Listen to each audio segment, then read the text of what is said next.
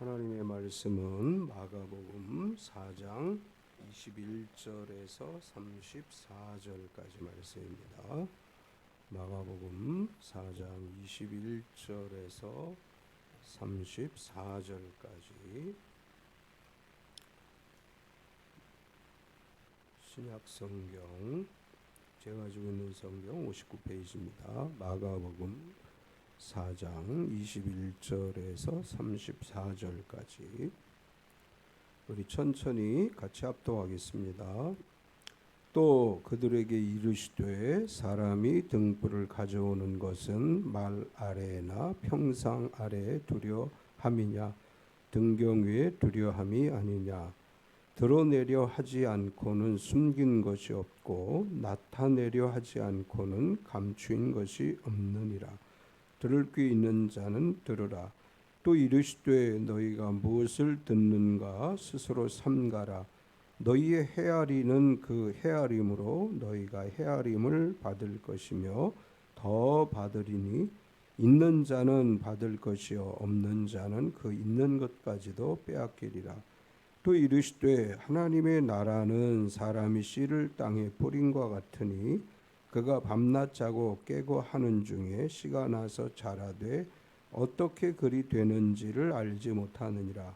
땅이 스스로 열매를 맺되 처음에는 싹이요 다음에는 이삭이요 그 다음에는 이삭의 충실한 곡식이라. 열매가 익으면 낫을 대나니 이는 추수 때가 이르렀습니다.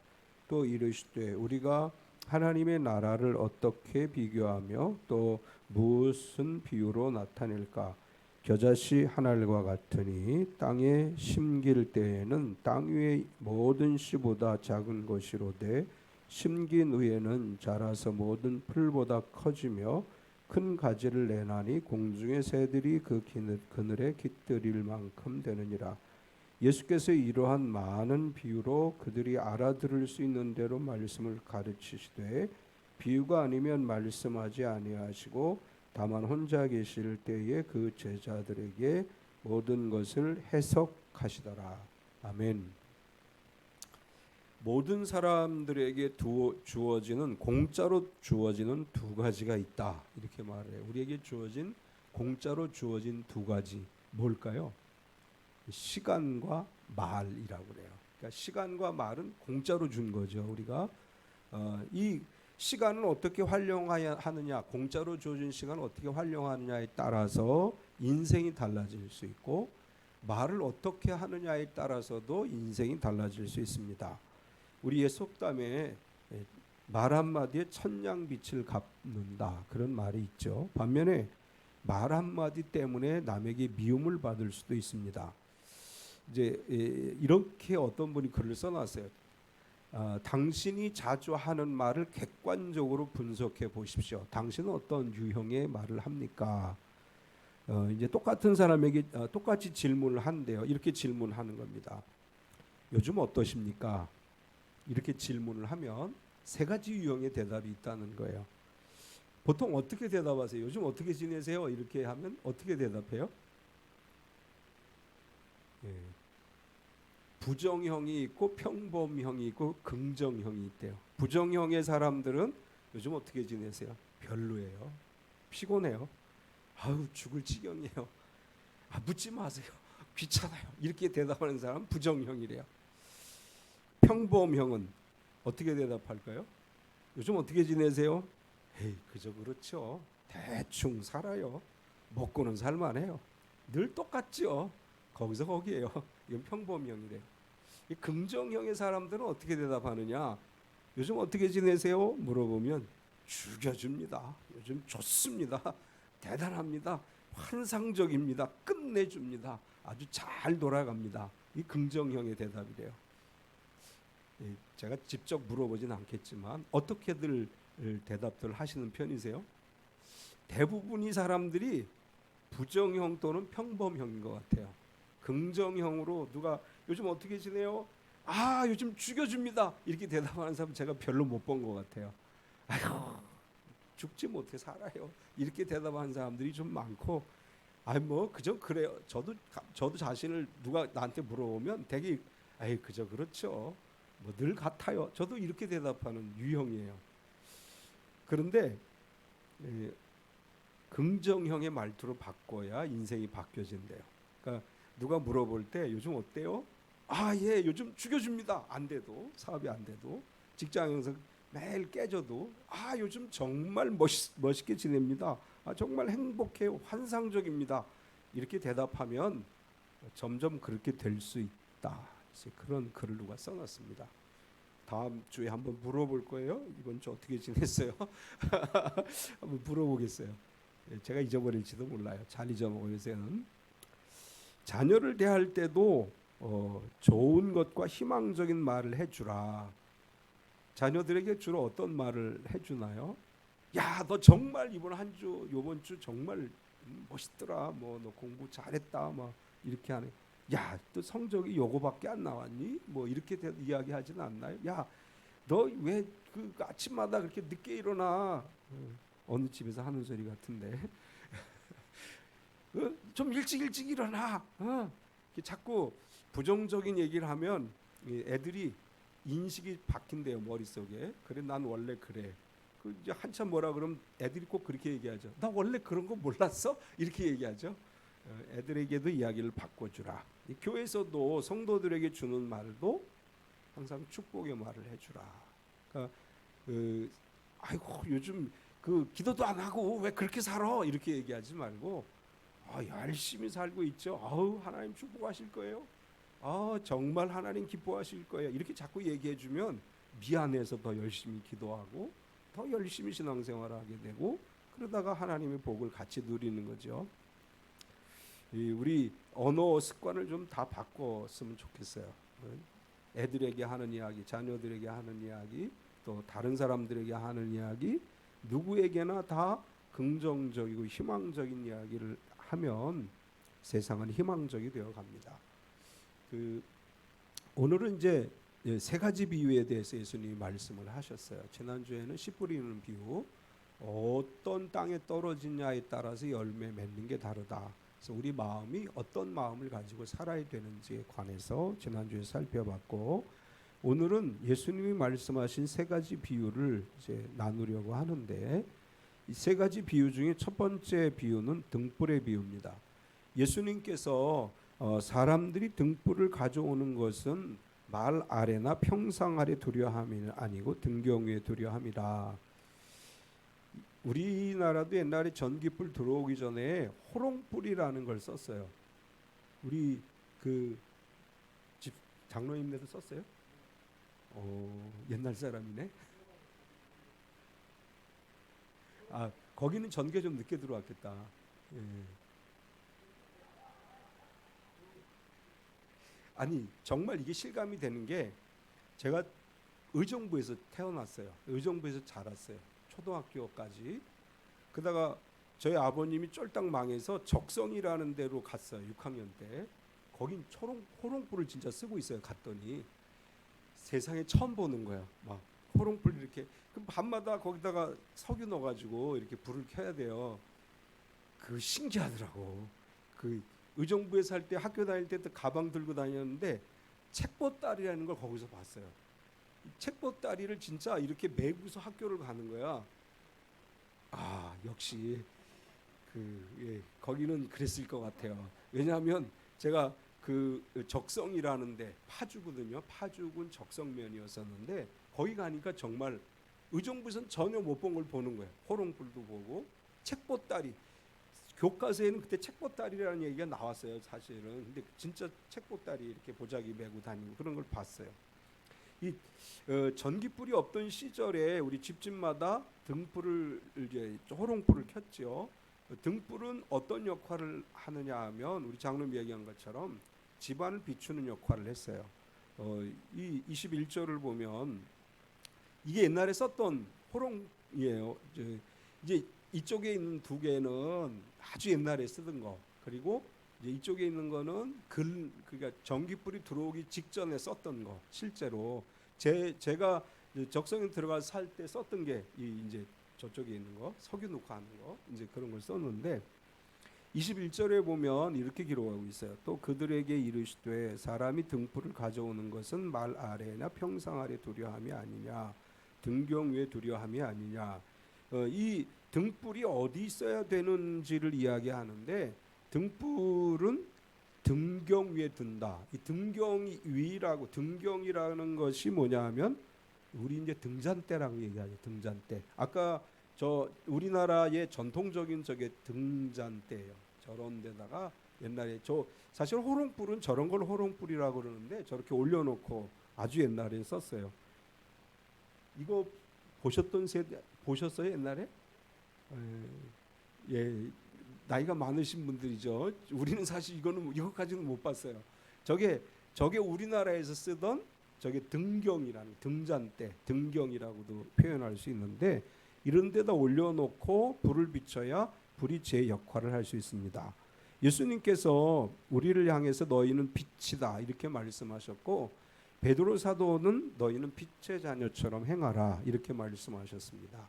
예수님은 참빛이시고 참빛이신 예수님께서 우리에게 빛을 비춰주셨고, 따라서 우리는 작은 등불이다 이렇게 말할 수 있는데, 이 작은 등불이 어디에 있어야 되느냐?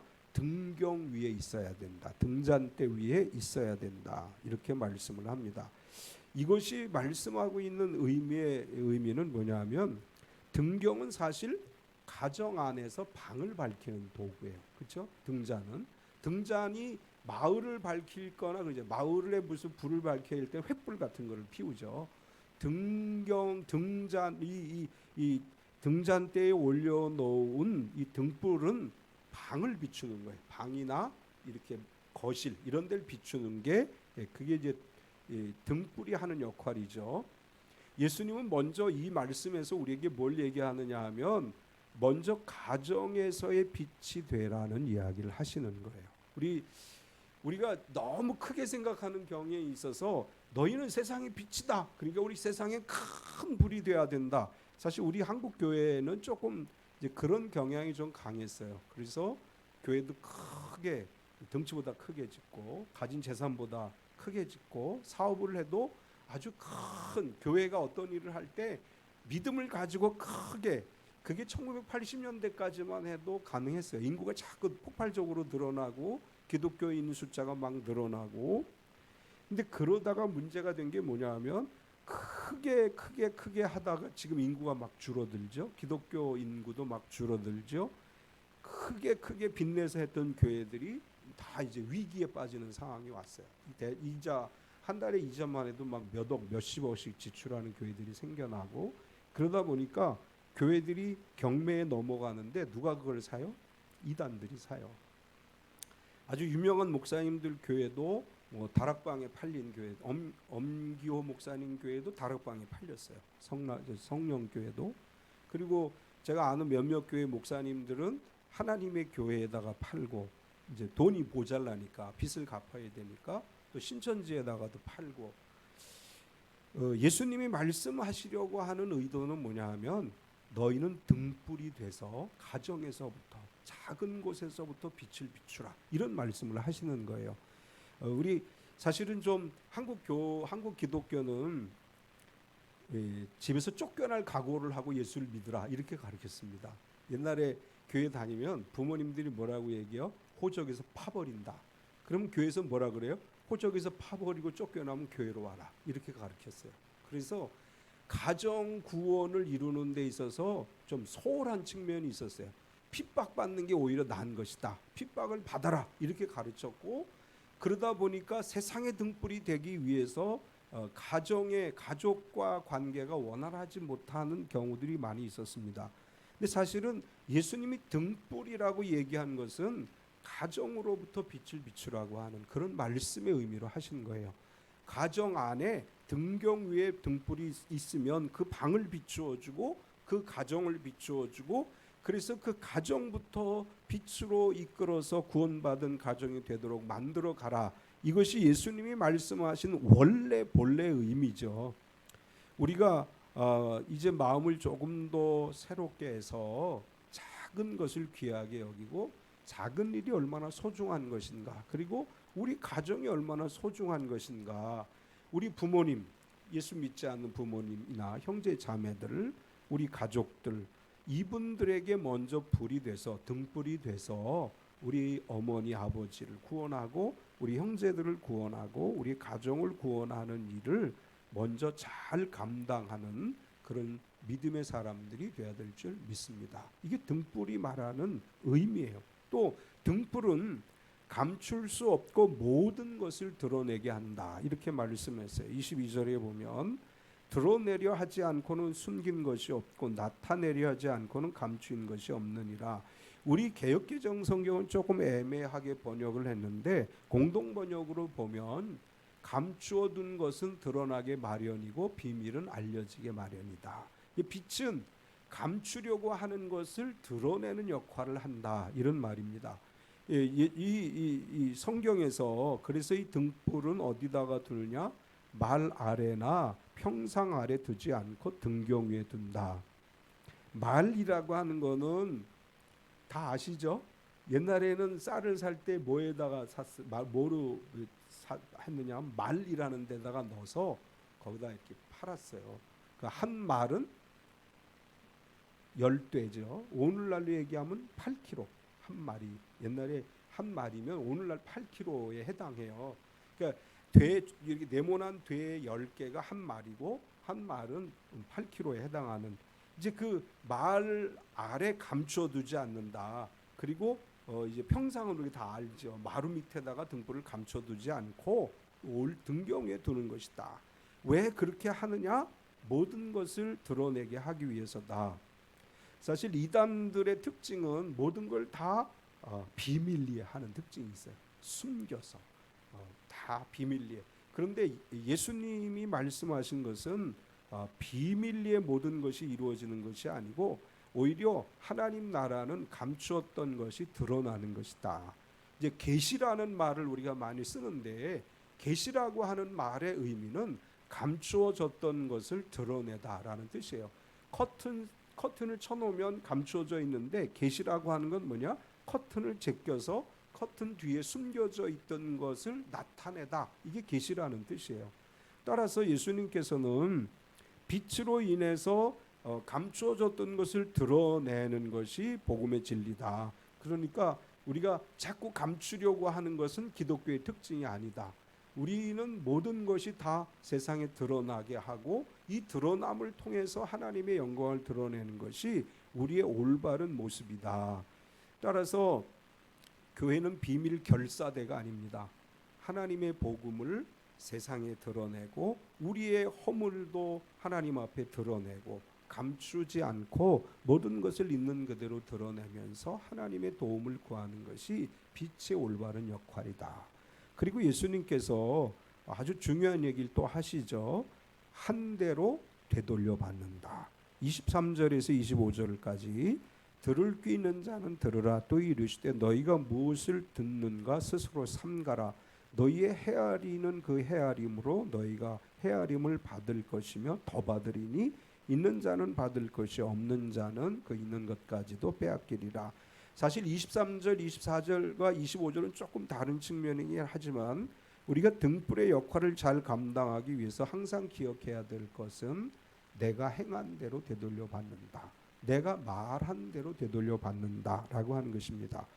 이것을 우리는 보응이라고 그래요. 내가 한 것을 그대로 되돌려 받는 게 보응이라는 것이고, 이 말씀을 하신 예수님의 의도는 남을 비판하지 말라, 그런 얘기예요. 남을 비판하거나 여기 헤아리다라는 말은 잘못된 것을 드러내려고 자꾸 파헤집는 것을 얘기하죠. 남의 잘못을 자꾸 헤집어 놓으면 그것이 다 나에게 되돌아오는 거예요. 우리가 자꾸 다른 사람에 대해서 비판적인 얘기를 하면 나는 굉장히 정직하고 올바른 사람 같지만 사실은 그 사람이 또 나의 잘못을 헤집고 비판하게 된다는 거예요. 그래서 남을 비판하지 말라, 이런 말씀을 하는 거예요. 내가 남을 비판해서 그대로 돌아와. 그리고 24절 마지막 부분에 보면 뭐라고 얘기해요? 더 받을 것이다. 내가 한 가지를 비판하면 나중에 그 사람은 너를 두 가지로 비판하고, 또 내가 그 사람에게 두 가지 비판하면 그것이 네 가지 비판이 되고, 결국은 다른 사람의 잘못을 지적하고 비판한 것은 되돌아오게 되는데 더 많이 되돌아오게 되는 것이다. 따라서 그럼 어떻게 해야 되느냐? 우리가 할 일은 축복하는 거죠. 축복하면 더 많이 나에게 축복이 돌아와요. 내가 누군가에게 좋은 말을 해주고 축복의 말을 해주면 그 사람도 나에게 좋은 말을 해주고 축복의 말을 해주는 거예요. 누군가에게 내가 칭찬을 해주면 그 사람도 나를 칭찬하게 돼 있어요. 나는 만날 때마다 칭찬하고 좋은 말 하는데 그 사람 나를 향해서 만날 때마다 욕하고 나쁜 얘기 못 하잖아요. 자꾸 좋은 얘기 하는데 어떻게 자꾸 나쁜 얘기를 하겠어요? 누군가 많은 사람이 나에게 싫은 소리를 하고 나쁜 소리를 한다. 그럼 날 되돌아봐야 돼. 내가 그 사람들에게 그렇게 하기 때문에 나에게도 되돌아오는 거예요. 예수님은 너희는 빛이야. 빛의 역할은 뭐야? 밝게 비추어주고 사람들에게 희망을 주고 은혜를 주고 축복을 주는 게 빛이다. 이렇게 말씀하시는 거예요. 우리가 빛이 돼서 다른 사람들을 축복하고 칭찬하고 은혜의 말을 해줘서 그것이 내게 되돌아오게 하는 거. 제가 자주 그런 얘기하죠. 우리의 말은 메아리가 되는 거예요. 메아리가 돼서 다른 데 아이게 돌아와요. 산꼭대기에 올라가서 야호 하면 야호 야호 야호 야호 해서 돌아오죠. 야호 하면 야호만 돌아오는 게 아니에요. 야호 야호 야호 야호 해서 돌아와요. 내가 사랑해, 그럼 사랑해 사랑해 사랑해, 축복해 축복해 축복해 축복해, 너 나쁜 놈이야, 너 나쁜 놈이야 나쁜 놈이야 되돌아오죠. 우리의 언어는 메아리가 돼서 돌아와요. 그러니까 빛된 그리스도인들은 축복하고 칭찬하고 격려하고 위로하는 말을 해서 그것이 나에게 되돌아오게 하는, 예수님도 그렇게 말씀하셨어요. 제자들을 보내시면서 어느 집에 들어가서 평강을 빌라 그 집에 그 평강이 있을 만한 믿음이 없으면 너에게 되돌아오리라 이렇게 말씀하셨어요. 두 번째 비유는 자라나는 씨에 대해서 말씀하셨습니다. 예수님께서 이제 자라나는 씨를 이야기하시면서 하나님 나라를 자라나는 씨에 비유하셨는데 예수님이 하신 말씀은 씨는 자라난다. 26절과 27절 또 이르시되 하나님 나라는 사람이 씨를 땅에 뿌린 것 같으니 그가 밤낮 자고 깨고 하는 중에 씨가 나서 자라되 어떻게 그리 됐는지를 알지 못하느니라. 농부가 씨를 뿌리면 땅에 떨어진 씨가 자고 일어나고 하는 사이에 자라죠. 조금씩 조금씩 자라요. 그러다가 거기에 열매가 맺힙니다. 근데 사실은 우리가 그걸 어떻게 자랐는지 잘 몰라요. 그냥 씨 뿌려놓고 며칠 있다 가봤더니 싹이 조금 나왔어. 또 며칠 있다 갔더니 조금 자랐어. 며칠 있다 갔더니 꽃이 폈어. 그리고 거기 또 열매가 맺혔어. 하나님 나라가 그렇다는 거예요. 예수님이 성육신 하신 것은 땅에 씨를 뿌린 것과 같은 것이고 예수님께서 땅에 씨로 뿌려졌는데 점점 우리도 모르게 자라가고 하나님 나라의 열매들이 맺혀지는 것이다. 우리가 구원받는 성도가 되는 것도 내 마음에 예수님의 복음의 씨앗이 들어왔어요. 어느 순간에 내가 예수님을 구세주로 믿기 시작했어요. 나도 모르게 내 안에서 그 말씀의 씨가 자라나는 거죠. 그것이 자라나는 과정 속에서 하나님께서 그렇게 하시는 거예요. 우리에게 은혜를 부어주시고 또한 우리에게 하나님께서 성령으로 함께 하시고 이렇게 해서 우리를 자라게 하시고 그 다음에 또 뭐라고 해요? 과정이 있다. 이것이 자라는 과정이 있다. 이렇게 말씀해요. 28절에 보면 땅이 스스로 열매를 맺되 처음에는 싹이요 다음에는 이삭이요 그 다음에는 이삭의 충실한 곡식이라. 이 너무 당연한 거죠. 씨를 뿌렸는데 그 다음날 가서 열매가 맺힌 게 아니죠. 씨를 뿌려놨으면 얘가 자라는 시간이 필요하고 꽃이 피는 시간이 필요하고 열매를 맺는 시간이 필요해요. 이것을 뭐라고 얘기할 수 있느냐? 과정이라고 할 수 있어요. 우리 신앙은 자라가는 과정이 필요한 거예요. 이제 교회 막 나온 사람이 금방 열매를 맺을 수 있는 게 아니에요. 예수님 믿기 시작했으면 이제 조금씩 조금씩 성장해 가야 되고 열매를 맺는 날이 이르도록 자라가야 되죠. 이런 과정을 위해서 필요한 게 뭐예요? 영혼의 양식인 성경을 묵상하고 기도하고 예배하면서 우리의 신앙의 씨앗이 자라서 견실해지고 열매가 맺히게 하는 것입니다. 믿음에는 반드시 과정이 있는데 그 과정에는 시련이라는 게 포함이 됩니다. 우리의 주식은 쌀이죠. 그런데 유대인들, 이스라엘 사람들의 주식은 밀과 보리예요. 밀과 보리는 언제 심는지 아시죠? 가을에 심어요. 밀과 보리는 가을에 심어요. 그래서 겨울의 혹독한 추위를 견디어내요. 그리고 추수하는 때가 언제쯤 돼요? 이제 아마 대개 보통 6월 달쯤에 이제 밀보리가 추수가 되죠. 밀과 보리는 과정 속에, 자라가는 과정 속에 혹독한 겨울을 견디어야 돼요. 우리 쌀은 어때요? 우리가 먹는 쌀은 이제 4월, 5월 지금쯤 아마 이렇게 이제 벽실을 뿌리는 시기죠. 그리고 조금 있으면 이제 모내기철이 되고, 모내기를 지내고 나면 7월, 8월에 무더위를 견디어내야 돼요. 이 무더위를 견디어내야 좋은 쌀이 되는 거예요. 이런 시련의 과정을 견디면 좋은 알곡이 될 수 있습니다. 우리 신앙생활도 과정을 겪는 과정 가운데서 시련의 과정이 있어요. 보리와 밀이 겨울을 만나고 우리가 먹는 쌀이 아주 혹독한 여름을 만나듯이 그런 시련의 과정을 겪으면서 우리는 더 견실한 열매, 풍성한 열매를 거두게 되는 것입니다. 그렇게 과정을 겪고 나면 추수할 때가 오죠. 29절에 보면 열매가 익으면 곧 낫을 대나니 이는 추수 때가 이르렀습니다. 씨를 뿌리는 농부는 때가 되면 열매를 거두죠. 열매를 거두기 위해서 씨를 뿌리는 거예요. 씨를 뿌리는 농부가 열매 맺을 때를 기다렸다가 열매가 맺히면 추수를 하게 되는데, 열매가 맺혀졌는데 추수하지 않으면 어떻게 돼요? 쓸모없게 돼요. 다 그냥 떨어져 버려요. 그래서 사실은 추수를 해야만이 그게 곡식이 되고 알곡이 되는 거예요. 추수의 노력이 필요한 거예요. 신앙생활에도 추수 때가 있고 추수 때를 놓치게 되면 아무것도 거두어들이지 못합니다. 신앙의 추수 때에 풍성한 열매를 추수하게 하시는 주님의 그 은혜를 기억하면서 우리는 이 과정을 잘 견디어내고 개인적 신앙의 추수 때 추수를 하고 종말의 때 예수 그리스도가 오시면 그때 이 추수가 완성되어지는데 우리는 예수 그리스도의 알곡이 되고 우리 삶에는 많은 열매를 거두는 그런 신앙의 삶이 되어야 될 줄 믿습니다. 세 번째, 겨자씨 비유에 대해서 말씀합니다. 이제 겨자씨 비유는 우리가 많이 들어서, 물론 앞에 비유들도 많이 들어서 알고 있는 이야기지만 겨자씨 같은 믿음으로 성장하기 원한다고 하는 의미에서 말씀하셨는데, 겨자씨 비유에서 예수님은 이 씨는 가장 작은 씨다 이렇게 말씀하셔요. 30절과 31절에 또 이르시되 우리가 하나님의 나라를 어떻게 비교하며 또 무슨 비유로 나타낼까? 겨자씨 한 알과 같으니 땅에 심길 때에는 땅 위의 모든 씨보다 작은 것이로되. 겨자씨 보셨죠? 뭐 여러 경로를 통해서 아마 보셨을 거예요. 겨자씨가 크기가 어느 정도 되느냐? 참깨 정도 크기예요. 그러니까 굉장히 작은 씨죠. 예수님이 이 땅에 임하신 것은 겨자씨와 같은 것이다. 예수님이 성육신 하신 사건, 예수님의 공생의 사건은 인류 역사를 놓고 볼 때 이건 아주 작은 것에 지나지 않아요. 이스라엘 그리고 그 유대 땅 베들레헴에서 예수님이 탄생하셨고, 이스라엘에서 예수님이 공생애를 사셨고, 거기서 십자가에 달려 돌아가셨는데, 이스라엘이란 나라를 전 지구를 놓고 볼 때 겨자씨만한 거예요. 아주 작은 거예요.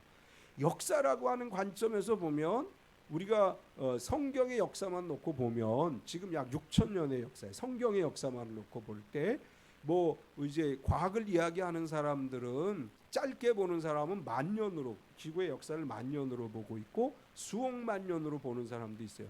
이런 긴 역사 속에서 예수 그리스도가 이 땅에 오셨다고 하는 것은 겨자씨만한 사건이에요. 그냥 그 한 사건만을 놓고 볼 때. 그런데 겨자씨만큼 보잘것없는 모습으로 유대 땅 베들레헴에 예수님이 오셨습니다.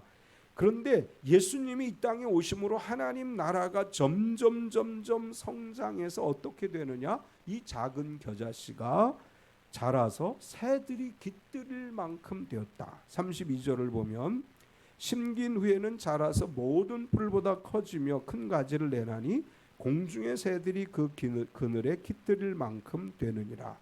아주 작은 씨인데 심어놨더니 점점 자라서 아주 나무와 같이 됐다. 사실은 겨자는 나무가 아니에요. 이 식물에 해당 식물로서 뭐 일반적으로 1m에서 3m까지 자라기도 한다 그래요. 그런데 겨자들이 많은 곳에는 참새들이 앉기도 하고 그리고 참새가 등줄을 틀기도 합니다. 여기 사진이 있을 것 같아요. 이게 지금 겨자래요. 이 겨자하고 거기 새들이 앉아 있는 모습이 있죠. 새들이 있고 또 둥지를 틀기도 하고. 그러니까 원래는 겨자가 나무에 속하는 게 아니고 이런 일반 식물에 속하는데 저렇게까지 크게 자라서 새들이 깃들일 만큼 크게 자란다는 거예요. 예수님께서는 하나님 나라가 겨자씨처럼 아주 작게 역사 속에서 들어왔지만 하나님 나라가 자라게 되면 그 그늘에 새가 깃들인 만큼 예수 그리스도 안에서 성도들이 은혜와 평강과 쉼을 얻을 수 있다. 이런 말씀을 하시는 것입니다. 예수님을 믿는 거는 작은 일일 수 있지만 믿음으로 누리게 될 은혜는 크고 놀라운 것이다. 이렇게 말씀합니다. 작은 씨, 겨자씨와 같이 하나님 나라의 복음이 우리 안에 들어왔습니다.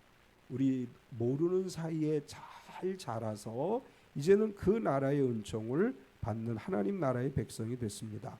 우리 자신도 마찬가지죠. 우리 겨자씨 같은 존재들이에요.